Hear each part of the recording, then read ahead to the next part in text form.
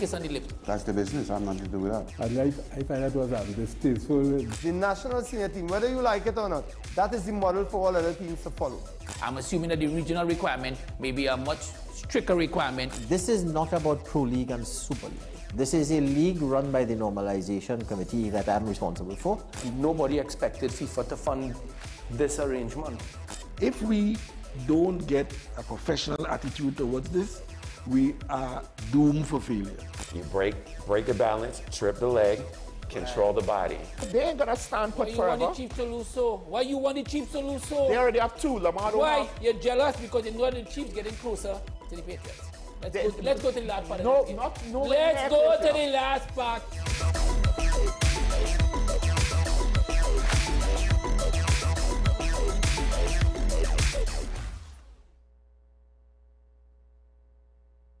This is 10 questions. I'm Andy Johnson. The distance from where we should be in the world in going forward on our commitments with climate change. The effects of climate change that cannot be accounted for. It's called loss and damage. And we're seeing loss and damage happening so much more in this decade and the previous decade. The principal term there was this question of the correspondent banking issues. That is why we're trying to build capacity with this country here, Trinidad and Tobago, and other countries in the region. Man is not showing any signs of stopping or even slowing down. More than half of the forest in Trinidad is already gone. All the plants and all the animals and all of the nice clean water and fresh air and everything had to be on this planet for humanity to have a chance. We have small change when it comes to countries that can take decisions, and when they speak, the world listens.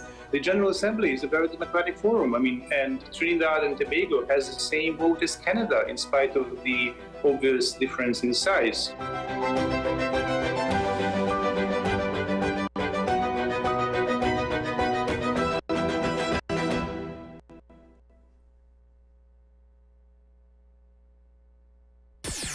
WESN.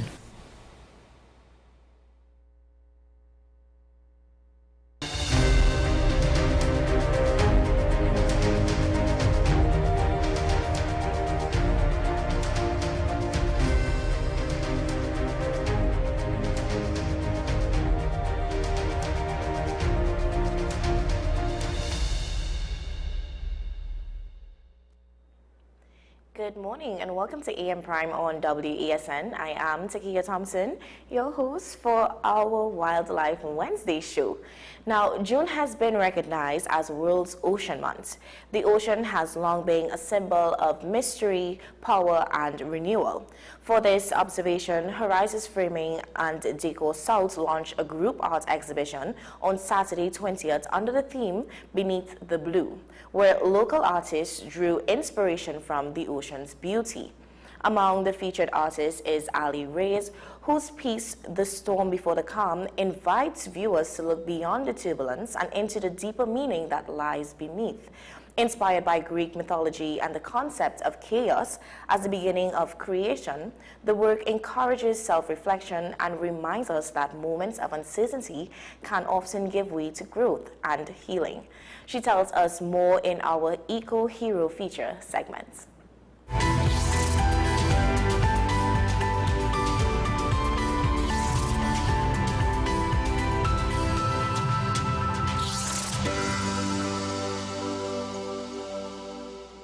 Now, Rhea's own artistic journey is one of transformation. Having discovered her passion for art just 2 years ago, she now uses creativity not only as a form of self-expression, but also as a tool for empowerment through her initiative, the ACTS Project.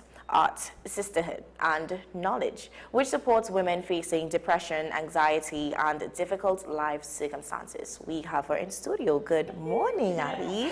Greetings. Takia, very, very, very pleased to be here. It's a privilege and thank you. It's an honor to be here today. Yes, thank you for gracing us. So, right off the bat, for you, what did it mean for you to be a part of that Beneath the Blue exhibition celebrating World Oceans Month? Well, it was really, I was super excited to be a part of it, and I was thrilled, I was honored because I was previously in Horizons last month, and I had the time of my life because it's a space where you feel at home, it's cozy, it's country-like to me, and you could just feel like you're part of it, part of a family. And it was an exciting experience to be a part of the Beneath the Blue. Absolutely. Now, why do you think the ocean is such a powerful source of inspiration for artists? Well, not only for artists, but for all creatives. I feel that within the ocean, we go to the ocean not only for relaxation, but for renewal, for aloneness. And within the blue depths of the sea, we feel like we could sink ourselves into the mud of our soul. And there's so many different parts of the ocean that have not been, people have not seen yet. And so much stories that we have heard from people on ships going forth and how big the fishes are and how, the creatures are there, that it is a place where you could always have your imagination and a peace of mind. And most of all, renewal. Absolutely. Absolutely. Now, before we continue, you do have a poem that you'd like to share with us at this time. So it's really short and sweet. So I have no name, but I wrote it yesterday. I am held a willing captive in the blue waters, enraptured, captured in this blue canopy of waves, lost in the caves, yet completely free. As I swim to depths unknown, like a drone at sea, nowhere else I wish to be. I'm also a spoken word poet. Thank you. Thank you so very much.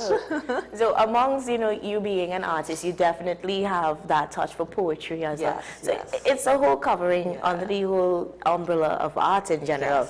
Now, on to the piece that was presented, The Storm Before the Calm. Tell us about the piece, what inspired it, and why did you choose the concept of chaos and its connection to that Greek mythology? Well, actually, I did this piece because I'm doing a class right now with the ministry at the community center in St. Anne's, and we're doing landscape. But within landscape, we get into the water to see into it. And I am so passionate about sustainability, and I did a piece on cardboard, and someone in class mentioned, this piece looks like chaotic. And when she said that word, I was like, wow, that is the word for it. So I like to study on different religions, and I went and I did a little searching about the beginning, and he moved over the waters. So I say it like the waters, were always there. And within the chaotic movements in our life, we also find peace. Because within the storm, there's also a place where we go afterwards, where there's a calm. So we must pass through that chaotic movement in order to go to the other side. So I view it like that. Wow. And, the ocean can be both beautiful and turbulent, as you would have captured. So how does that duality connect with the emotions expressed in your work? Well, I believe it says a lot and it does a lot for the emotions within the piece, because we live in a dual society where there's what people consider right and what people consider wrong, or good and evil, and you need negative and positive to be able to connect with everything. So I believe duality is very important, and within the piece now, it shows to us that more than ever, the chaos and the calm intertwining at all seasons of our life. And not to make it a bit more personal, but we're gonna, the title that, that calm that often follows after, or even the difficult moments, does the artwork reflect any personal experiences in your own life? I will say that all my pieces have a part of me in it. Wow. Because as someone told me, an artist, a very known artist recently, people could tell by your art what it represents, because they feel you, they know you, and they could connect to you. So it's a very personal piece for me, because I have passed through the storm and I have come out stronger. And what the storm does is it makes us strong in the end. Yeah, absolutely. Now, you only began your artistic journey 2 years ago. Imagine that. Exactly. So what sparked that love for art? Well, I'll say I have 3 daughters. My eldest daughter, she was into art all the time. And I did a piece, well, a spoken word piece about Carnival when they wanted, Rotunda at the Red House, they wanted art on, the Carnival, pieces and so forth. And I did a piece on the sailor mask, and I actually got it framed from Horizon, an expensive frame, really nice, and carried it there. Knowing that they wanted art also, and I was refused. But what that did to me, that sparked something within me. The more I get like and I wouldn't call it a negative, it's for growth, I will push myself even more. So because of that, I went back and my little daughter invited me and said, Mommy, come and learn portrait art. Wow. And I did. And I went back to Rotunda with an aim this time. Yes, I learned art. And I did a beautiful piece about a woman looking in the mirror at herself, learning to understand different religions and understand we are breaking barriers. And they accepted it, and that for me was a milestone. I was so happy to overcome that hurdle and be a part of Rotunda, which is a beautiful gallery for young and upcoming artists. Congratulations on that. Now, your bio says, take what looks dead and breathe life back into it again. So what does that statement mean to you as an artist? Well, as an artist, what that statement, means to me is very impactful to me, because for my whole childhood, growing up, we didn't have a lot, so we used to use clothes and hand-me-down, they call it at the time. So it was also a trigger for me, because back in those days, not like now, it's the in thing, right? And I used to make over the clothes, so that's why I learned to do all this, and make over the pieces to make it uniquely mine. So what started to happen when I did art now, I will always veer towards cardboard and plastic and toilet paper rolls, and because I always believe when you could take something that what is considered dead and breathe life into it and show people a different aspect of the piece. And what I did with this piece also was for the sustainability, to show that people actually dispose stuff into the sea. And cardboard and all these different things, instead of disposing it, we could actually take that and use it for good, to save the environment, and also, aim on sustainability. Yeah, definitely. And I love that in your explanation, you definitely, is the things that we have right amongst us that we definitely just put aside, or, we throw to the wayside, and you're showing that there is something that can come out of it. Exactly. That is so beautiful.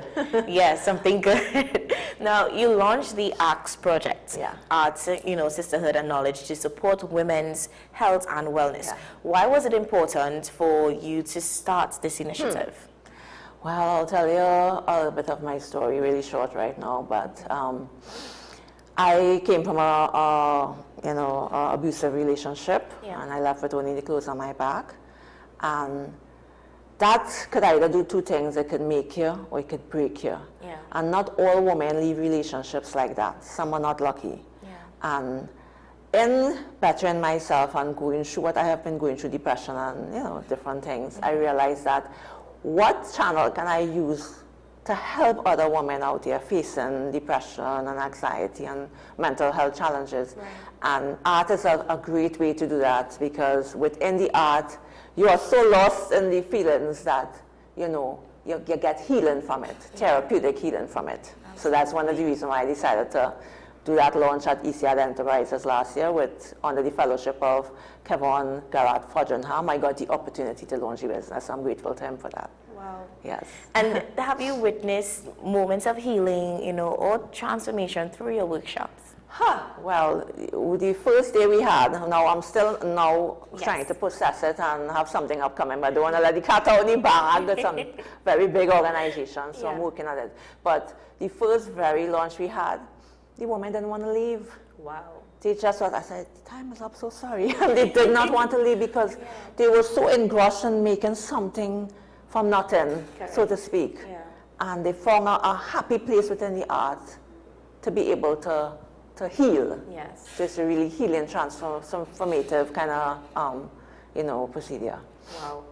And why do you think exhibition like this one, or, you know, like what you're doing is important, and not just for artists, but for that wider community on a whole? Well, I believe for the wider community, it brings awareness to, you know, the things that happen in the sea, with the ocean, and climate change, and sustainability, and everything I could possibly think of. I think it will bring a very impactful awareness to the people out there to know that don't litter, because a lot of people go to the beaches and really litter. And, you know, it will be very, and I'm really, if I can mind me saying, I'm really pleased to be a part of Horizons Freeman Decor down south. Sharon, she's a wonderful creator. She's not only a creator, but she's also, she's a modelly figure. She's everything to us. And she's a welcoming soul. And she makes all of us artists there feel at home. So I think that it will be very impactful to the community and, you know, Trinidad and Tobago. Absolutely. And last but not least, you know, of course, what do you hope people feel when they stand in front of one of your pieces? I will want them to be able to feel, because each person feels something different, but I will want them to be able to escape. I will want them also to get, besides faith, you need hope. Because when people don't have hope, they feel like there's nothing else to live for. And I will most of all want them to have hope for the future and realize that I may be on this rough sea right now, but I am going to the other side. Jesus said, you know, we're going to go to the other side.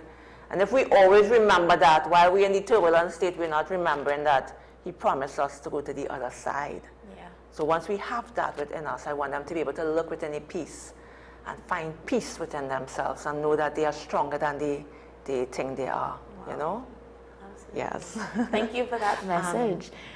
But I could also mention, if you don't mind, if I have time, because I want to mention a few of the artists there, because we have a wide range of artists, both new and, you know, seasoned. We have like Anthony Timothy, Charlie Navette. She has also had something in last night in a group exhibition at the Art Society, the Art Rebels. She's very, very... Ian Atong, he had one of the first businesses down south, and he's well known as well. We have Deborah Evans, who is, her style is unique. We have Jada Dawika, Jason Basho, Jason Hospitalis, and so much more that Melissa Karim. So I just want to mention a few of them, not only about myself, but it's a group exhibition. Yes, I love that even in this moment you're still, because it's family, it's a community, it's coming together, and to you just demonstrating that, wow, that was beautiful as well. Can you share on any upcoming events that you'd like the public to know about? I will share on this because it's upcoming events in celebration of Ocean Month. And meet the author and her mermaid persona, Katrina Khan Roberts, and Mertrina, the mermaid. Join us to hear stories, get a certificate of participation, immerse yourself in the Beneath the Blue exhibition. So that'll be this Saturday, come in. And then next Saturday, on the 4th of July, it's having a guided writing and collage session with Nuala Luna, with words and images together, where you'll be able to create visual stories inspired by songs of the ocean, tales of the sea, and stunning art on exhibition. You should come to that. So it's only $150 alone, and you actually get to, you know, release yourself and do all the writing and, you know, collage and so forth with Nuala Luna. She's a very, very wonderful creative, and she's also with Bocas Lit Fest. Wow. Yes. No, I'm really excited about the upcoming events. So, you know, maybe close to the time, we'd probably have you come back and just share more on it. Just to, you know, remind the public that we do have things upcoming. There is stuff for you to engage with, especially how this month is Oceans Month. So this is beautiful. This is lovely. Wonderful. Thank you so much. My outfit is good to see me. Ali West creates and the earrings are crochet. And you can see the sea creatures on it. So when you stepped in, I said, wow, now this is an artist here. I definitely loved all the pieces come together, and it's pieces you wouldn't think to put together, but you wear it so well. Yeah, thank you. The tie was done by my daughters. We pass on, we had indigenous and, well, mixed race, and we try to pass on our creative, our ancestors. Wow. The ancestors are very important. Yes, it's beautiful. It's very beautiful. Thank you so much for coming on this morning and being a part of the conversation. Yeah, it has. And we hope to have you again. Yes, call me anytime. I will be here. Thank you also. Yeah, and thank you. Yeah. Guys, as we are about to take a short break, remember to stick with us because we're coming back with more engaging conversations.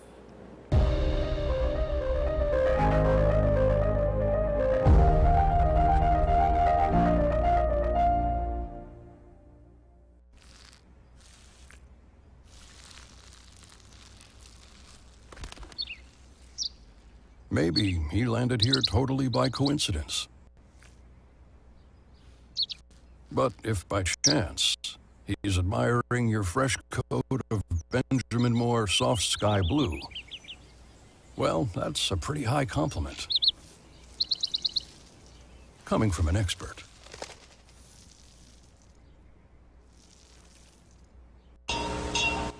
Trinidad and Tobago, get ready for a musical explosion of freedom, culture, and pure steel band magic. Featuring 5 of the nation's super bands, plus their talented youth bands. Get ready for Generations of Steel, the ultimate celebration of our national instrument. Featuring 5 of the nation's super bands, plus their talented youth band. Experience the power and passion of Desperados, Shell Invaders, Massey Trinidad All-Stars, First Citizens Supernovas, and the pride of the South, Fun Play. Saturday, July 11th. At the iconic Grandstand, Queen's Park, Savannah. And hear this one. First 800 tickets sold. Admit 2 buses on 1 ticket if bought by Saturday, June 27th. Presented by Super Panman, Dane Galston and Friends. Supported by CCNTV 6, The Express Newspaper, and I-95.5 FM. Generations of Steel, the biggest pan event after Panorama.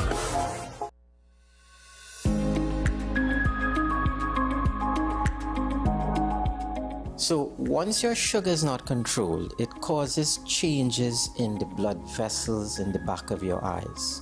It basically makes your blood vessels more leaky. And it happens on a stage process where the smaller molecules start to leak, then the intermediate, and then the larger ones. Larger means we have come to a bleed.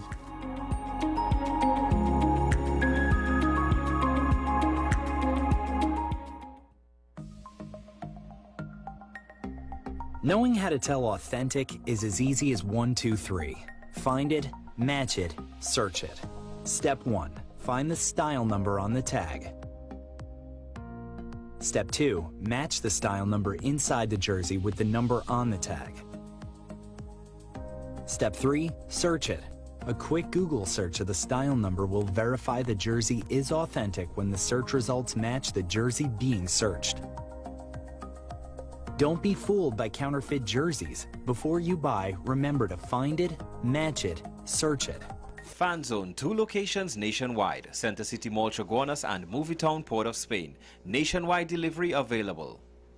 Are you driven, ambitious, and ready to earn? WESN, the content capital, is expanding, and we're looking for dynamic media sales executives to join our team. Sell powerful advertising solutions across television, digital, and social media platforms, and help brands tell their story. If you have strong communication skills, a passion for sales, and the drive to succeed, join WESN today. Send your CV to marketing@wsncc.com or WhatsApp 6861662 and start building your future.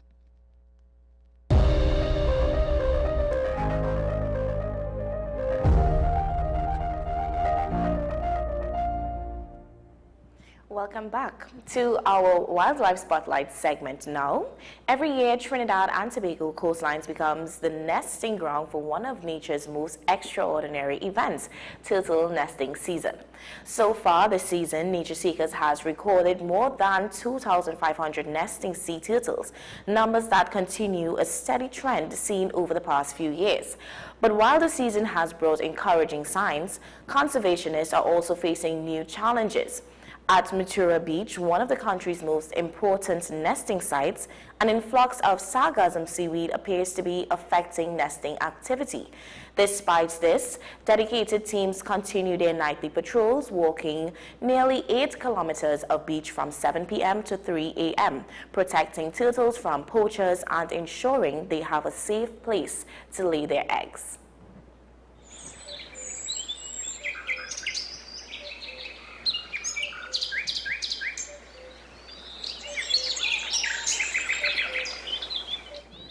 This season has produced some remarkable discoveries, including one of the heaviest sea turtles ever recorded by nature seekers. Research Director Mr. Adrian Wilson joins us today for this discussion. Good morning, Mr. Wilson. Good morning, good morning. Thank you for joining us this morning. Yes, thank you for having me. It's a pleasure to be here. Absolutely. Now, we are, we well into the nesting season, and Nature Seekers has recorded over 2,573 nesting turtles to date. So what do these numbers tell us? So I guess these numbers are very critical for us. They tell us that Matura Beach continues to be a premier nesting site or destination for sea turtles that nest along the northeastern coast of Trinidad. It tells us that we continue to have a long-standing and very committed population that continues to nest along this coastline. And it tells us that we need to continue the work that we have been doing over the past 35 plus years, because it clearly has put us in a position where these turtles continue to come back here to nest annually. So we need to continue doing what, makes here home. Yeah, absolutely. Now, are you satisfied with the nesting figures, and how do they compare to previous years? I think what typically happens with the nesting numbers is that these sea turtles, they nest in what we would call cohorts. So every 2 to 3 years, then you get the same group of nesting sea turtles. So every year is different from the previous year. And as such, we tend to look at the entire group of cohorts. So a five-year period of nesting to really assess population and population dynamics. So within seasonally, we do get these changes, and it's expected. Some years are a bit higher than others, some years are a bit lower. But it's still generally within that range that we've been seeing. As of recent, that range is somewhere between 4,000 to 7,000 nests as at the end of the season. So from the 1st of March to the end of August, that's typically the numbers that we note. So to be somewhere at the end of June and just almost at the bottom part of the 3,000 number is sort of typical for us at this point of the season. We've had experienced way higher nesting numbers in the past, but as of recent, this seems to be where the nesting numbers lie at Matura. Wow. And have you noticed any changes in the behavioral or arrival patterns of the turtles for this season? But also tell us, were there any surprises or standout moments so far? So no real changes in behavior or patterns. Okay. We continue to see what we typically see, just that things start off pretty slowly at the start of March, and as the nesting season progresses, it slowly begins to ramp up as more turtles realize, oh hey, we're here, we're in Trinidad, we need to go on the beach. So we start seeing the numbers increasing daily as we go through up until May, when we started, things begin to peak off, and it's a really busy time, May heading into June. Surprises, I can't say particularly.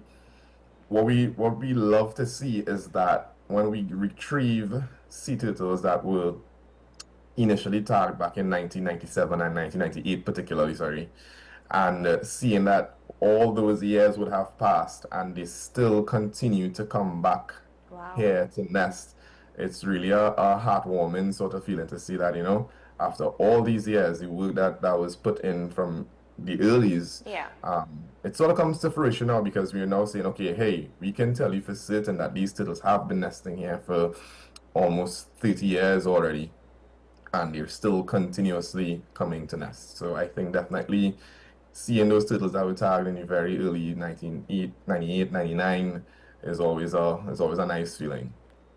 Absolutely, I could just imagine. And this year, your team recorded one of the heaviest turtles you've ever weighed. So how significant is that finding? Yeah, I think we weighed a sea turtle that was just over 1,200 pounds. And it goes to say a lot. I mean, because sea turtles, their weight is, or most animals rather, their health is kind of tied to their weight. And you can get certain markers. You can tell how if the turtle is feeding enough, if the turtle is losing a lot of weight across the season, and that actual weight tells us a lot, just more than, oh, it's a heavy sea turtle. So I think us being able to record these sort of weights still show that, at least the population here that is nesting in Trinidad, it's still a healthy population wherever they are feeding, which typically tends to be further north, just off Canadian waters, or in Canadian waters rather. There's a good feed stock out there, so they're able to find food, they're able to complete their migration, to come here in a healthy nesting state, to go through that nesting process. Wow. Thanks for sharing that. And now, Matura Beach has been experiencing a significant sargassum accumulation. So how is that affecting the turtles and their nesting habits? What we tend to observe is that when there are higher amounts of volumes of sargassum on the beach, the nesting numbers are typically lower. So we might be going through a week where we're witnessing roughly 40 to 50 nests a night, and then in the blink of an eye, we come onto the beach and the entire beach is covered in sargassum, and then we might notice nesting numbers decrease for that period of time. We still certainly have turtles that cross the sargassum and would come over it, but the sargassum itself becomes an impediment. It blocks the shoreline basically, so turtles don't have to crawl through the sargassum, and even when they do crawl through the sargassum, finding a spot to nest along the coastline is also that is also difficult. And then after that process of laying the eggs, a very tiring process to now have to go back through the sargassum as well. Even further than that, it becomes an impediment for the hatchlings. Hatchlings now, they have to spend more time on shore because they have to cross these huge mounds and mountains of sargassum, which just put them more at risk of predation. So whether it might be from the vultures, from any of the hawks, or any of the other birds of prey that we have on the coastline there. And there's also the consideration that the sargassum, it changes that entire nest incubation environment. So by either heating up or cooling the nest, that isn't very natural. And we know that the sex of sea turtle hatchlings is determined by temperature. So any sort of changes in the temperature would cause changes in the general ratio of male versus female in hatchlings, which could have long-term effects. So it's something that we're looking at closely, something that we're paying very special attention to, because we're asking a lot of questions about it and trying to get these answers as well. Yeah, absolutely. And are there any other environmental challenges that conservationists are monitoring this year also? So two major ones, coastal erosion. So along this northeastern coast, really, we tend to lose a lot of coast at different times of the season, or beach, which is prime nesting habitat, I should say, or real estate for nesting. The beach changes. I mean, I'd say lose. So at some points, we might have a lot less nesting space available than at other points of the season. And that is a challenge because we see that as just losing nesting habitat. It's habitat loss for the sea turtles. In addition to that, bycatch also is something that we continue to monitor. Not necessarily so an environmental challenge, more of an anthropogenic one, but it's one that we continue to monitor closely because it certainly has the effect that we do not want, where we have sea turtles being caught in fishing gear, and it's something that we continue to monitor closely as well. Absolutely. And now, Nature Seekers Patrol Run happens from 7 p.m. through 3 a.m. every night. So what does a typical patrol look like, and how important are these patrols in protecting turtles from poachers? So these patrols, I said they nightly. Typical time from 7 p.m. to 3 a.m., sometimes longer. And basically we would walk the entire coastline. The beaches is split into multiple zones, and each ranger or patrol, as we would call them, person is assigned to that area. So they would walk the beach, and every sea turtle that comes up within a designated area would be measured. If there are no tags, then we would place tags on the sea turtle. We would sometimes count the number of eggs that she deposits to just have a fair idea of what clutch size looks like. Yeah. If this is something that's changing, when possible, sometimes we would weigh these turtles as well. But really, it's just a really rigorous data collection sort of process, and having this allows us to really be able to see what is happening with the sea turtles that are nesting along the coastline. It also gives us that presence there on the beach, and I can see here that at Matura, it's not something that we have witnessed within the last 12 to 15 years thereabout, poaching that is.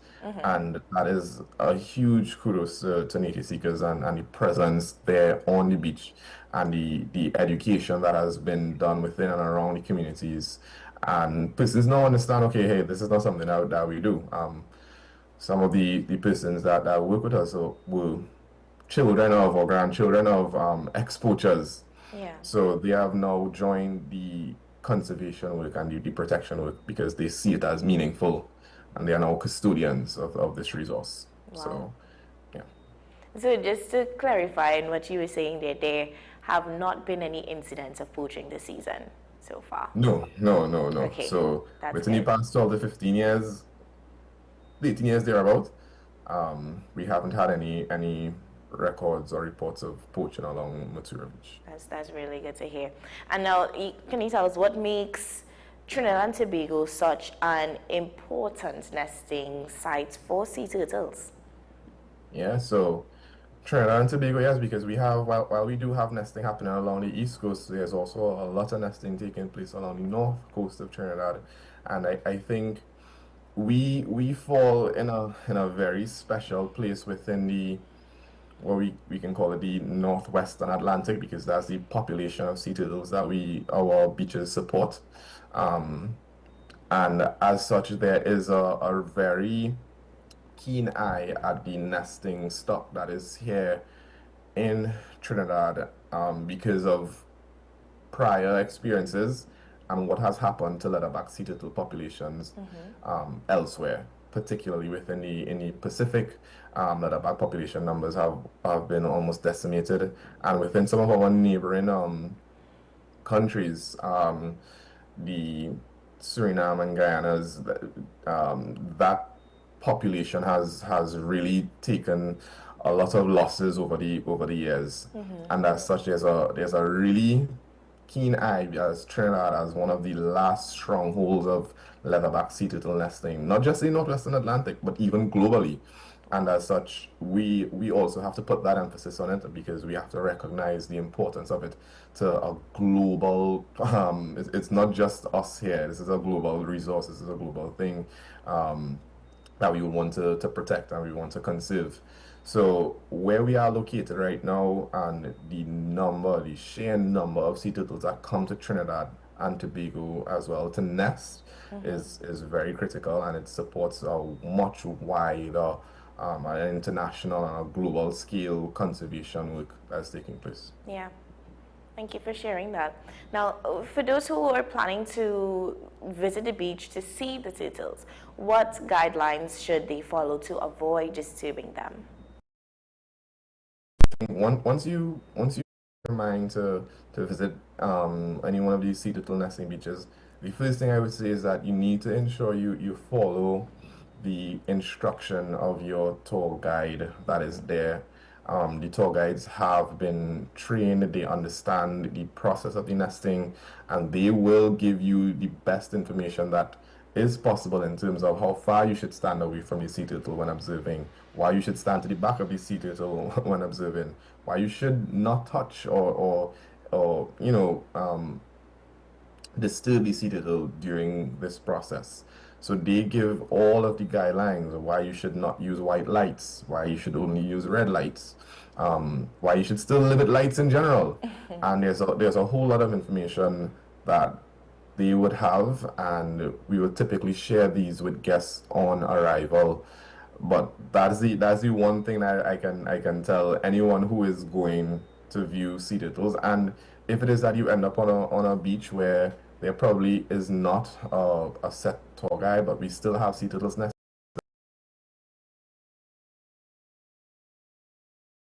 If you're observing, observe from a just pretend it's a whole social distancing thing again. Stand about 6 to 10 feet away and observe quietly. Do not stand on them. Do not sit on them. That is a death sentence. So please refrain from doing that. And reduce the lights. The white lights definitely bother them. Yeah. So no lights is best. If there is a need, then red lights. Otherwise, be sure to just give them a little bit of space and a little bit of privacy to do what they're doing, and you can stand and just be in awe of that. Yeah. And now, what are your expectations for the remainder of the nesting season? Yeah, certainly. So as the nesting season progresses, we're coming down to the end of it. But to the end of the nesting season is the other half of it, where the hatchlings begin to emerge. And this is another whole thing for us, because we're not just looking at the mothers, but we're looking at the babies that they would have deposited as these eggs hatch. So we continue to monitor how many hatchlings are actually being produced from these clutches, because again, all of the information that we collect tells us so much more about just sheer numbers. It gives us an idea of the population, the status. We're able to do some modeling to try to figure out what things might look like in the event of certain situations, whether it might be climatic situations or whatever else might take place along the coast. Yeah. But definitely the hatchling season is a joyous time. See all these little babies just making their way out to the sea. Yeah. We typically look forward to that annually. So I would say probably come into the middle of July, which is in a couple of weeks, all the way down to the end of August, even sometimes early September. A lot of hatchlings will be emerging, and that's where our focus will be. Lovely to hear that. And what message would you like to share with the public about the importance of protecting sea turtles and their nesting habits? So I think as Trinidadians and Tobagonians or Trinbagonians, we need to understand the importance of sea turtles, or what we have here. I would say, for one, every citizen should at least once go do turtle watching, understand what it is, get all of that information in, and kind of figure out why it's important to us here. And then we can all do more in that regard to ensure that we support sea turtles, whether it might just be sharing the word with a friend, whether it might be just having that information on our own to know what to do in the event of a circumstance where you might witness a sea turtle that has been washed up, who to call, what information to share. But just us having that information as citizens here is a really great start, because it puts us in a really great place to make a difference individually. Absolutely. Thank you so much, Mr. Wilson, for coming on and being a part of the conversation. You definitely gave us something to look forward to, especially for that hatchling season. Is the public invited to come and be a part of that experience? Yes, certainly. So we are out on the beach, as I said, nightly, 7 p.m. to 3 a.m. for the hatchlings. That usually takes place a little earlier. That's a dawn and dusk kind of thing. So yes, persons can reach out to us on any one of our social media. They can call us at 668-7337, or visit our website to make a booking and let us know when you would like to come visit us. But yes, that from the end of July going into August, those stalls should be available to city hatchlings, and we invite again. It's something that you all should witness at least once, preferably 10 times, but at least once. And yeah, so we invite everyone to come and enjoy it. Again, thank you for that invite to the public, and everyone looking on. They know what they can expect around that time now. So thanks for coming on and being a part of the conversation. All right, thank you so much for having me. It's a pleasure being here. Absolutely. Guys, we are about to take another short break, and when we come back, we have more engaging conversations, so stay with us.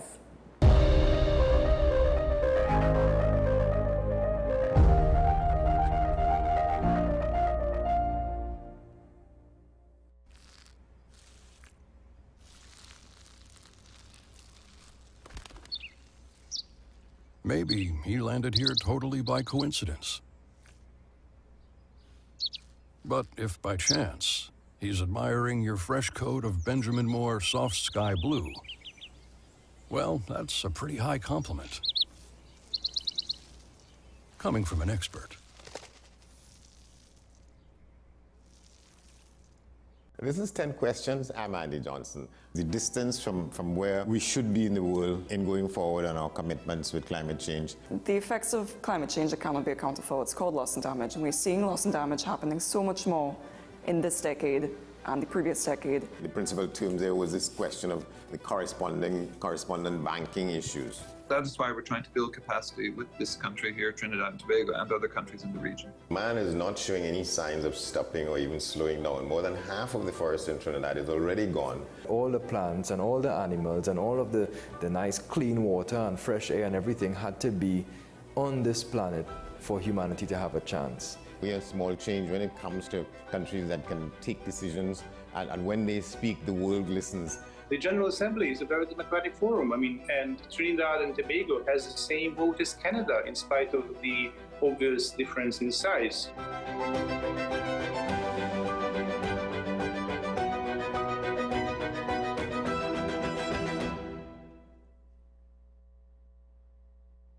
The home of Caribbean content is growing, and we welcome you to be a part of the #1 platform for young personalities who are driven to make a positive impact in society. As we continue to reach every corner of Trinidad and Tobago through our daily broadcasts, our social media pages, or through our 75+ digital billboards across the nation, contact us to learn about our competitive rates via marketing at wesncc.com or call us at 628-5835. WESN Content Capital, television with a difference. Trinidad and Tobago, get ready for a musical explosion of freedom, culture, and pure steel band magic. Featuring 5 of the nation's super bands, plus their talented youth bands. Get ready for generations of steel. The ultimate celebration of our national instrument. Featuring 5 of the nation's super bands, plus their talented youth band. Experience the power and passion of Desperados, Shell Invaders, Massey Trinidad All-Stars, First Citizens Supernovas, and the pride of the South, Fun Play. Saturday, July 11th at the iconic Grandstand, Queen's Park, Savannah. And hear this one. First 800 tickets sold. Admit 2 buses on 1 ticket if bought by Saturday, June 27th. Presented by Super Panman, Dingleston and Friends. Supported by CCNTV6, The Express Newspaper, and I-95.5 FM. Generations of Steel, the biggest pan event after Panorama. Hi, I am Emiliana Beechan, and I am a mental health and conflict resolution consultant. Welcome to Mind Matters, the show where we explore the intricate world of mental health and the art of conflict resolution. Join us as we hear from mental health professionals, conflict resolution experts, and everyday people who have transformed their lives through understanding and communication. Mind Matters, WESN Content Capital.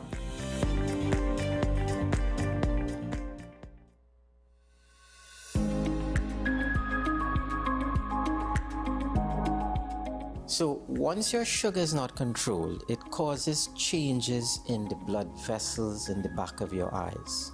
It basically makes your blood vessels more leaky.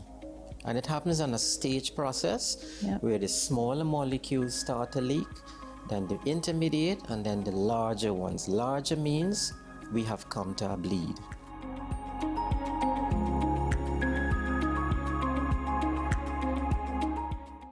This is Face of Sports, WESN Content Capital. How you felt about the kiss on the lip? That's the business. I'm nothing to do with that. I find that was distasteful. The national senior team, whether you like it or not, that is the model for all other teams to follow. I'm assuming that the regional requirement may be a much stricter requirement. This is not about Pro League and Super League. This is a league run by the Normalization Committee that I'm responsible for. Nobody expected FIFA to fund this arrangement. If we don't get a professional attitude towards this, we are doomed for failure. You break the balance, trip the leg, control the body. They ain't gonna stand put forever. Why you want the Chiefs to lose so? Why you want the Chiefs to lose so? They already have two. Lamar don't Why? have. You're jealous because you know the Chiefs getting closer to the Patriots. Let's go to the last part. No, let's go to the last part.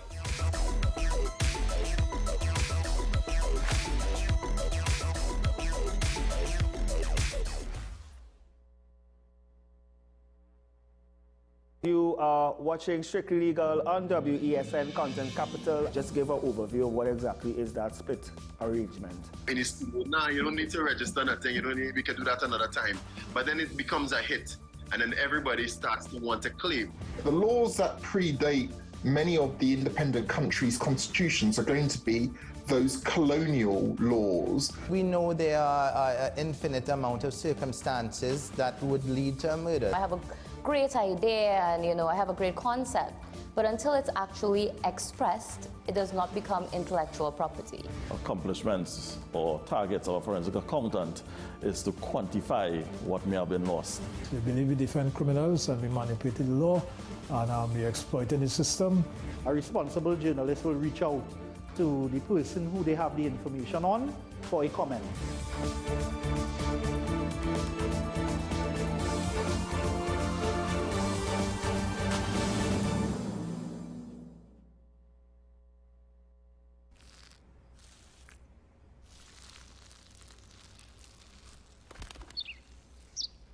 Maybe he landed here totally by coincidence. But if by chance he's admiring your fresh coat of Benjamin Moore soft sky blue, well, that's a pretty high compliment. Coming from an expert. This is 10 questions. I'm Andy Johnson. The distance from where we should be in the world in going forward on our commitments with climate change. The effects of climate change that cannot be accounted for, it's called loss and damage. And we're seeing loss and damage happening so much more in this decade and the previous decade. The principal term there was this question of the correspondent banking issues. That is why we're trying to build capacity with this country here, Trinidad and Tobago, and other countries in the region. Man is not showing any signs of stopping or even slowing down. More than half of the forest in Trinidad is already gone. All the plants and all the animals and all of the nice clean water and fresh air and everything had to be on this planet for humanity to have a chance. We have small change when it comes to countries that can take decisions, and when they speak, the world listens. The General Assembly is a very democratic forum. And Trinidad and Tobago has the same vote as Canada, in spite of the obvious difference in size.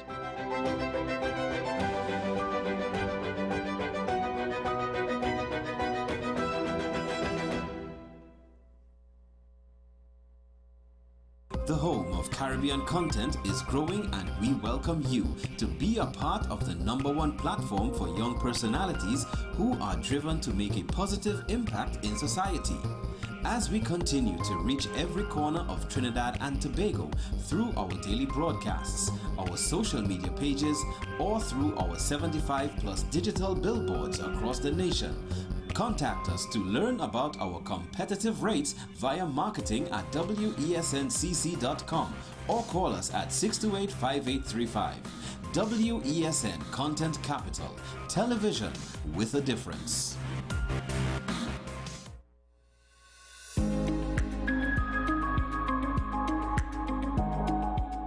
So once your sugar is not controlled, it causes changes in the blood vessels in the back of your eyes.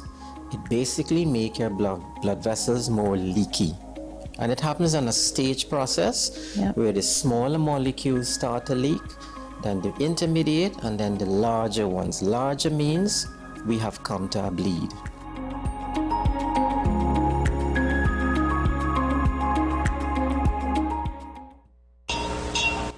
Trinidad and Tobago, get ready for a musical explosion of freedom, culture, and pure steel band magic. Featuring 5 of the nation's super bands, plus their talented youth bands. Get ready for Generations of Steel, the ultimate celebration of our national instrument. Featuring 5 of the nation's super bands, plus their talented youth band. Experience the power and passion of Desperados, Shell Invaders, Massey Trinidad All-Stars, First Citizens Supernovas, and the pride of the South, Fun Clear. Saturday, July 11th. At the iconic Grandstand, Queen's Park, Savannah. And hear this one. First 800 tickets sold. Admit 2 buses on 1 ticket if bought by Saturday, June 27th. Presented by Super Panman, Dane Golston and Friends. Supported by CCNTV 6, The Express Newspaper, and I-95.5 FM. Generations of Steel, the biggest pan event after Panorama. Hi, I am Emiliana Beechan, and I am a mental health and conflict resolution consultant. Welcome to Mind Matters, the show where we explore the intricate world of mental health and the art of conflict resolution. Join us as we hear from mental health professionals, conflict resolution experts, and everyday people who have transformed their lives through understanding and communication. Mind Matters, WESN Content Capital.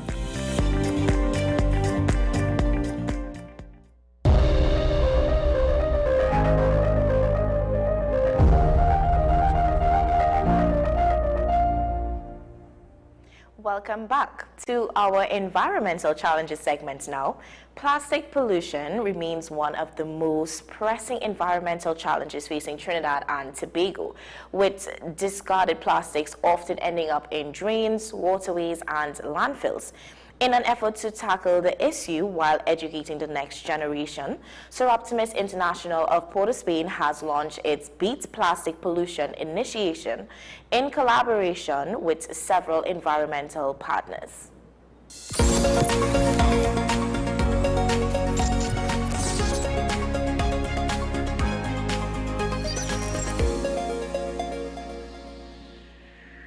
Beginning with students at St. Crispin AC Primary School, the program teaches children about recycling and upcycling while transforming donated plastic waste into practical items to help furnish the school's library. Organizers hope the project will serve as a model for a nationwide educational program that promotes environmental stewardship and sustainable living among students across the country. Sir Optimus International of Port of Spain Treasurer Donna Schoon Moses and Glastic Designs and Interiors owner Alicia Barry joins us in studio this morning. But before we jump into this, here's a better understanding of their initiative.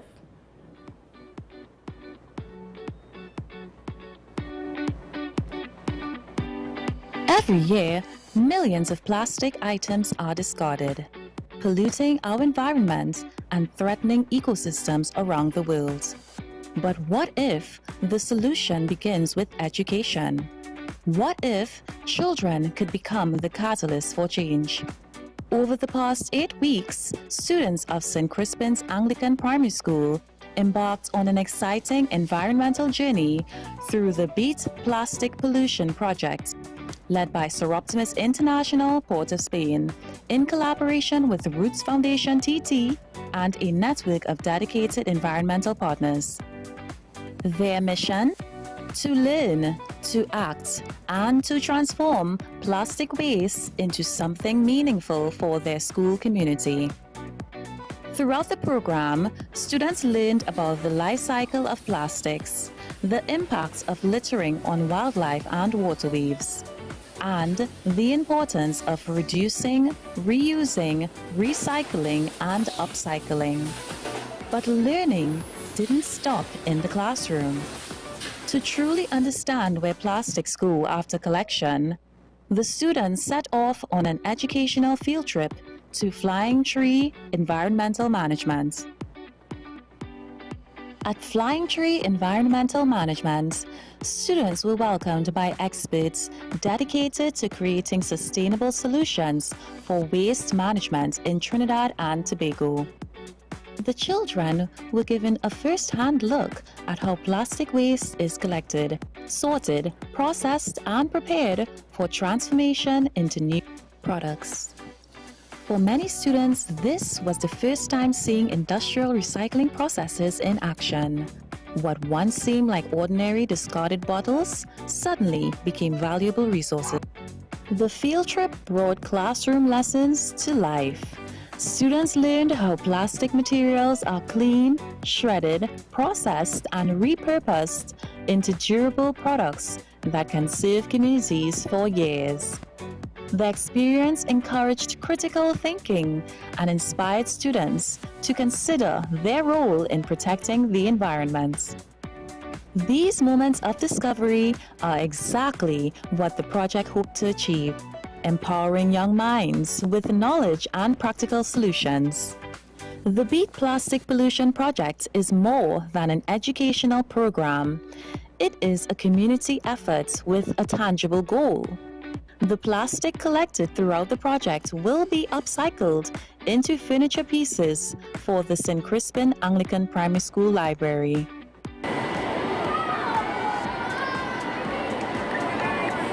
Imagine that! The bottles students once collected and sorted will soon become benches, tables, and functional furnishings that support learning for future generations. This initiative demonstrates the power of partnership through the leadership of Seroptimus International Port of Spain and the support of Roots Foundation TT, Flying Tree Environmental Management, Every Bottle Back TT, Glastick Designs, and iCare. Students have gained valuable knowledge that extends beyond the classroom.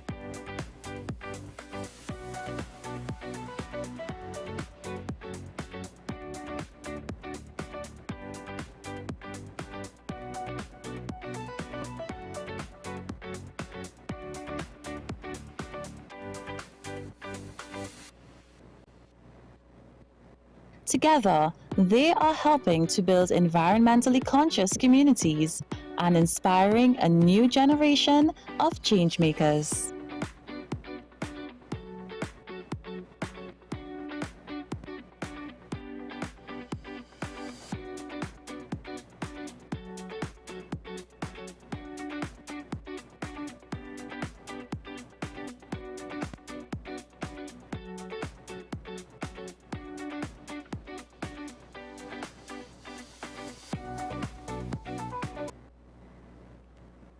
And that was just the start of it. Now we dive into questions with Alicia and Donna. Good morning, guys. Good morning. Good morning.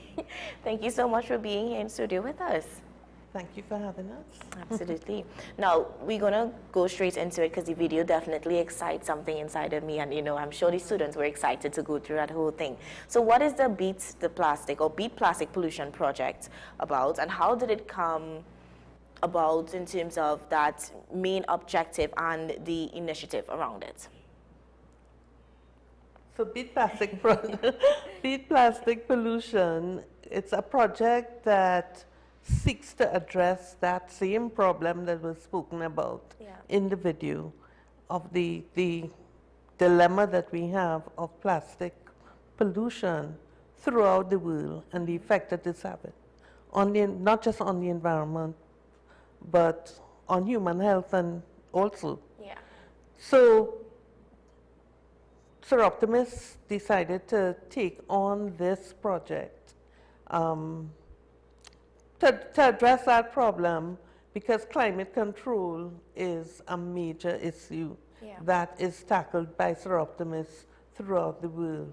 And we decided to take a multi-pronged approach to it because, and we felt that it needed to begin with children. You know, when you get older, you've already set in your ways, but the persons that we can make the change with, we feel, are the children. So we took an approach where we mixed education, advocacy, and action for the project. So it meant having an education piece, helping the children to become advocates on their own from small, and making sure that they know to take action. So within the project, all those elements were combined. Wow. And how does this project align with Sir Optimus' broader missions and goals?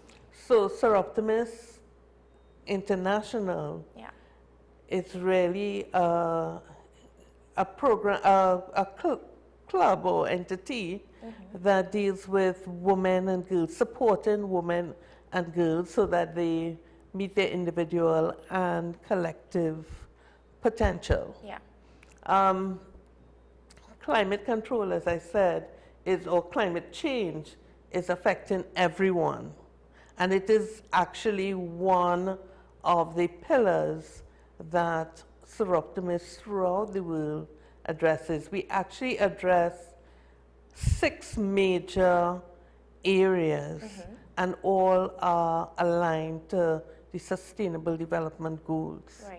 So, of course, climate change is a major sustainable development goal, and that's how the whole thing came about. Nice. And can you tell us what organizations have you collaborated with, and what supports have they played in this initiative? Well, we've collaborated with a number of institutions or agencies for this project. In the first instance, for the education piece, we collaborated with the Oral Traditions Roots Foundation, we collaborated with them in terms of the design and delivery of the program. So they were the main deliverers of the workshops. So we would have given them an outline of the whole concept, the idea, what we wanted to achieve, our objectives, outcomes, impact, everything. And they jumped on it. They actually came up with some characters, some very interesting characters that I have to tell you really inspired the children. And so they would have delivered the education piece of the program. And we've worked with them in the past on 2 other projects with St. Crispin's, and one of the main elements they bring into the program is that of spoken word. So it helps the children to express themselves on whatever issues we are dealing with. Then, of course, we partnered with Glastick Designs, and Glastick Designs, working along with Alicia, we got the idea of actually combining this program with another project that we had going with St. Crispin's that was a little, I would say, stalling a bit. That is the one to get the library refurbished and established into a 21st century resource center, basically. And through Alicia, we were able to come up with that idea of, if we collect the plastics, those plastics could be transformed into something very valuable that can be used in the library, namely the furniture. So through Glastick Designs, that's what we're doing with them. They're making the furniture to outfit the library, right? But we also partnered with other agencies to help with the whole concept of advocacy. We wanted to help the children to understand that advocacy takes place at different levels and see where they fit into the picture. So we also partnered with EMA, iCare, Flying Tree, all towards helping them to understand the bigger picture in Trinidad and Tobago and how they can fit in. Wow. And that was the fact that you could take the plastic and actually utilize it and use it for furniture. That was just mind-blowing. I could just imagine how the children would. What are some of the misconceptions the children may have had about the plastic waste before participating in this? You know, one of the things that even stood out for me was when we went to Flying Tree, the owner of Flying Tree actually used a student as an example and went through the number of things that student had on that were made of plastic. Wow. And almost everything has plastic in it, from the fabrics that you use and, you know, your shirts, your pants, their shoes, their socks, everything had plastic in it. And what he was able to show us is that everything there could be recycled. So even though we had a concept first that, you know, you're recycling and it's really the bottles or, you know, the obvious plastic. Yes. At Flying Tree, they were able to learn that basically anything can be recycled. And that was a big learning point, I think. Definitely. For even the adults. Yes. And onto the environmental side of things, what environmental benefits could result if programs like this are adopted nationwide? Well, as Donna said, inculcating it from schools is a very good way to start, because that's where we're going to have the cultural shift, where we want persons to not think of plastic as just trash, something you throw away. It's it's a resource that you could reuse to make something of higher value, which is important for the children to know, to be a part of, right? So once we are able to have these programs in schools, we're trying to reduce the plastic pollution generally. So that's one major environmental impact that Sir Optimus is standing behind, and Classic Designs as well, yeah? So getting the plastics off the streets, getting it away from going into the landfills, that's a major, major environmental benefit. Absolutely.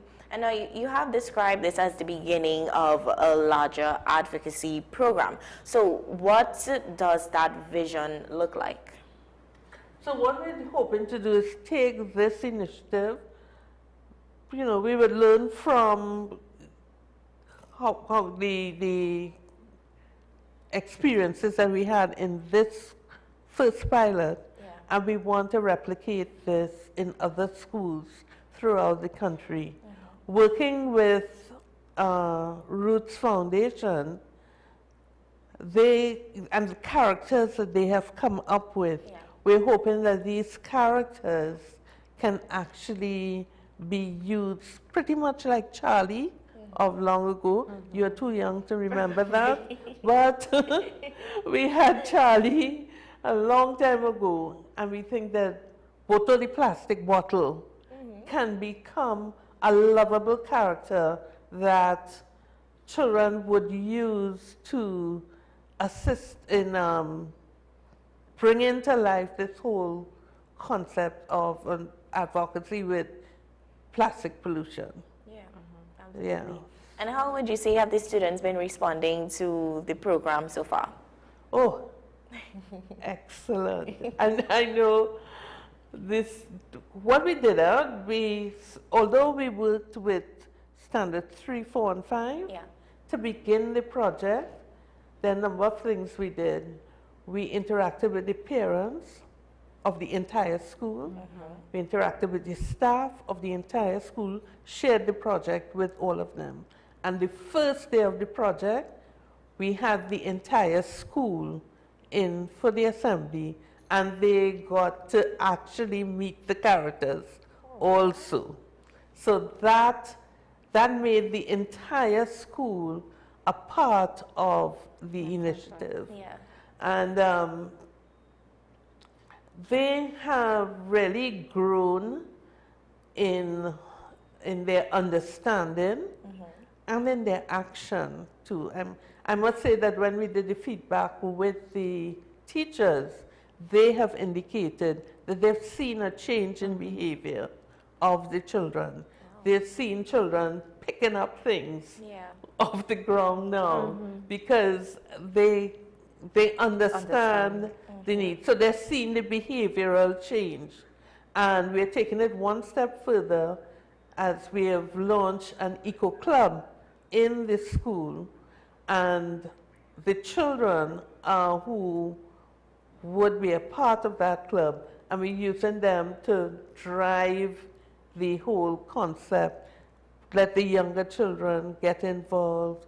So they are going to make sure the sustainability of the effort, because we want the plastic collection to continue. Now you can go in for 8 weeks and it's all well and good, everybody, you know, collects and stuff. But if you want that to sustain itself, you have to have something continuous going on. Absolutely. And so with the children driving the course, they become advocates for themselves, and they develop their leadership skills, and they are going to drive where this project would go in St. Crispin's.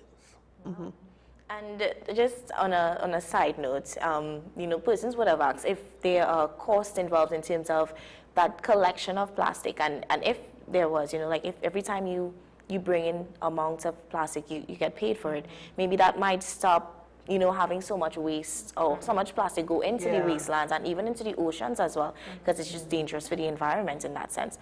So is there like something like that that's already happening that you could probably touch on? Well, one of the partners that we also connected with is Every Bottle Back TT. A lot of persons should be aware of them by now because they are the only entity that pays you for plastic waste. So connecting the school with Every Bottle Back, they're able to open up an account and the students collect that plastic, put it to Every Bottle Back, and whatever funds generated could then go right back to the school.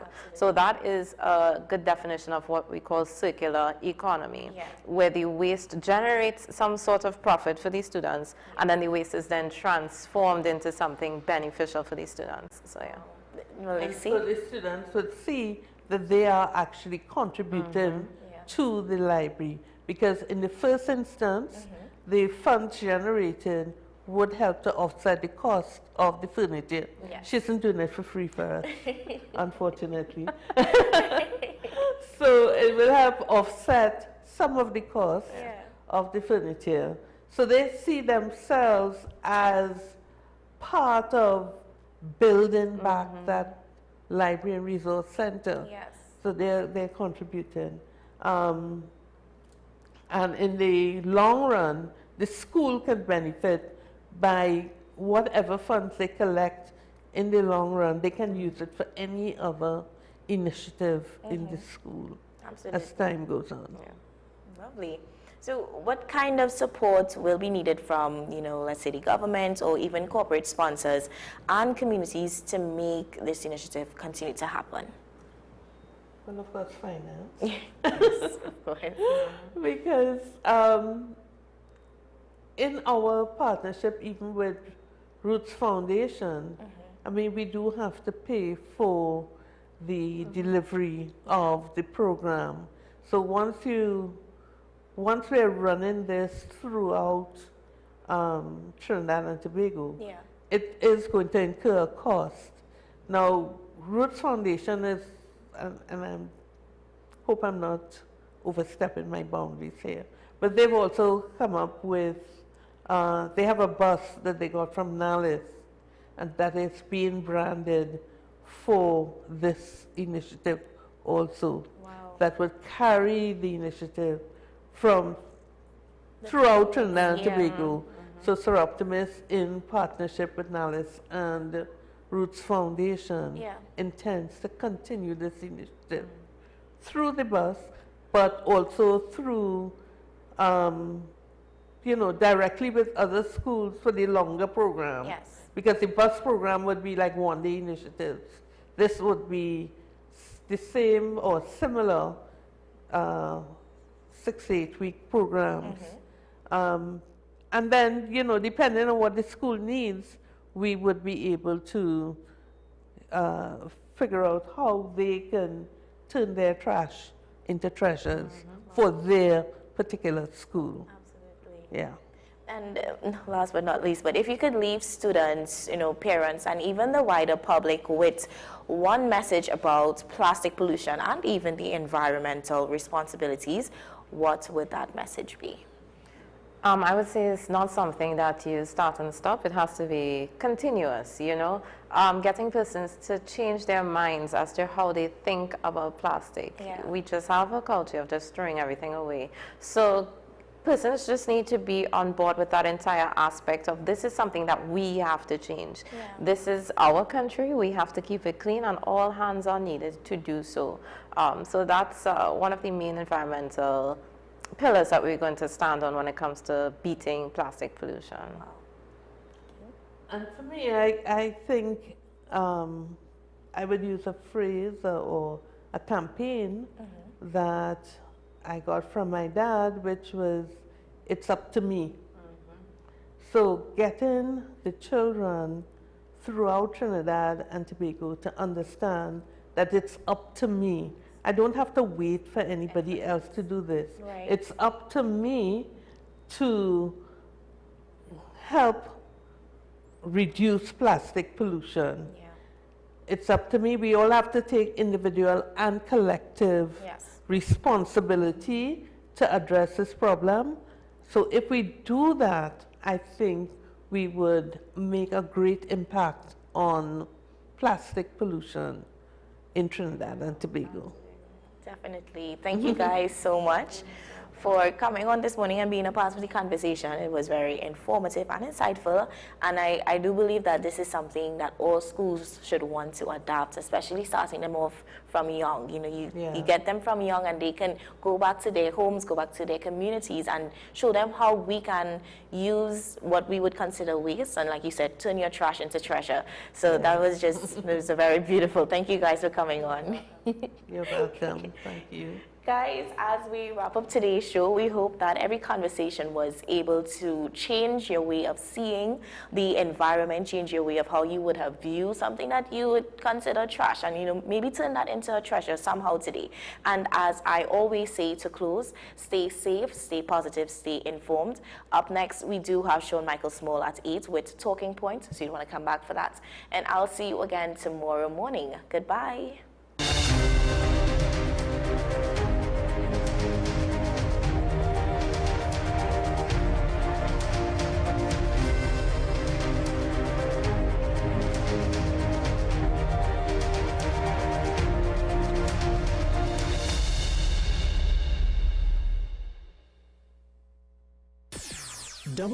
WESN.